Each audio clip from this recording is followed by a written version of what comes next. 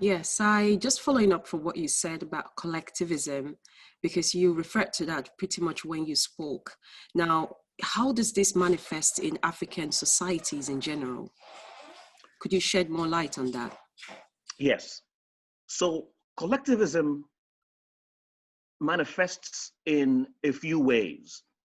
In the way we raise our children, in the way we work together as adults, whether it's in business or in civic life, and in the way we innovate. So I'll look at it from those three angles. So we all are very familiar with the African proverb that says, it takes a village to raise a child. This is a very important aspect of African culture that we have forgotten. So Africans within their communities have or had a social contract with each other that I am going to look out for your children and you are going to look out for my children. I am going to teach your children and you are going to teach my children. And it happens in different forms, through storytelling, through apprenticeship, and by having the children watch elders model a lifestyle that is worthy of emulation, watch elders at village squares speaking and so on. So this idea of raising our children together is very important. In fact, the Sudanese go a little further and they say, a child is a child of everyone. So that is one aspect. That's how it manifests in the way in which we raise our children. The other aspect is in the way we work together as adults. It has to be in a cooperative manner.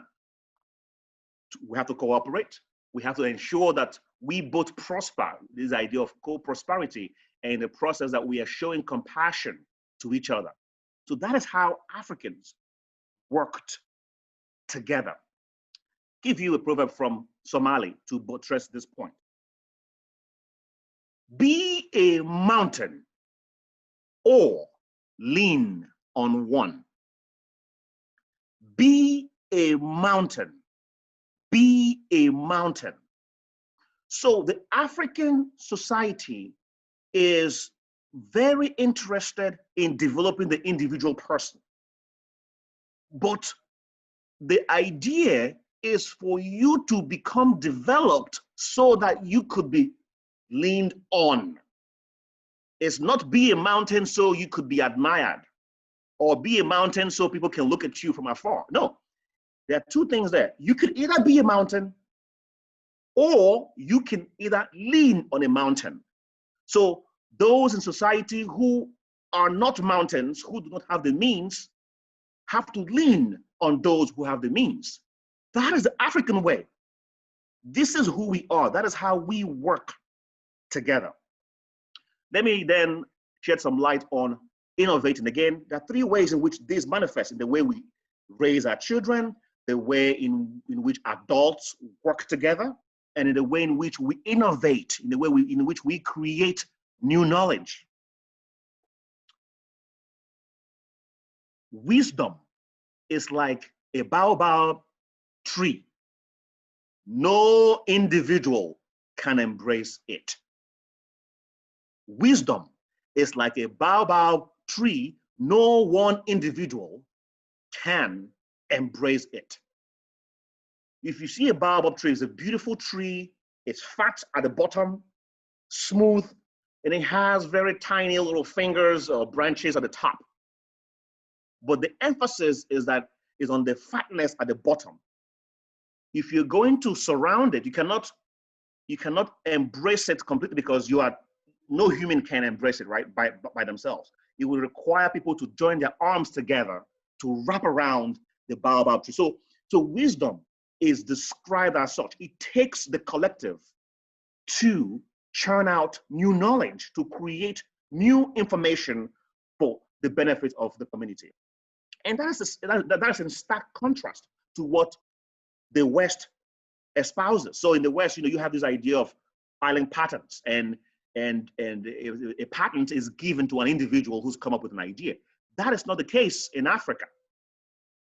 Africa really pushes the notion of working together. So there is an MSNBC news clip that I came across, and it talked about an enslaved African in the United States who actually developed, well, let me not say developed, who brought the idea for vaccination to the soil in the US, of the US.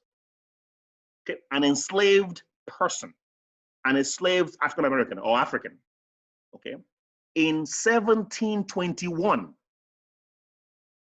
So this enslaved person described to the enslaver, who happened to be a minister, a procedure that he had undergone in West Africa when he was sick. And in this procedure, the Africans use specimen from someone who's already been sick and inject that specimen in someone who is sick or who might be sick, or into a healthy person, to prevent the sickness from spreading or from getting worse. So there's a book. There's a book by Isabel Wilkerson. The book is called Caste: The Origins of Our Discontent. And in that book, I quote, people in West Africa had discovered that they could fend off contagions by inoculating themselves with a specimen of fluid from an infected person. This was long before slavery. This was developed in West Africa, but we don't have a name of the person who developed it, because the community had developed these ideas together, and it was entrapped in the community knowledge and was used as such. But today, of course, we know that the Johnson & Johnson company ended up getting the credit in 1885 for developing vaccination based on the story of the enslaved African in the US. So my point is, these enslaved Africans described a procedure that was developed through this idea of collective knowledge development or research that Africans espouse. And we must go back to that.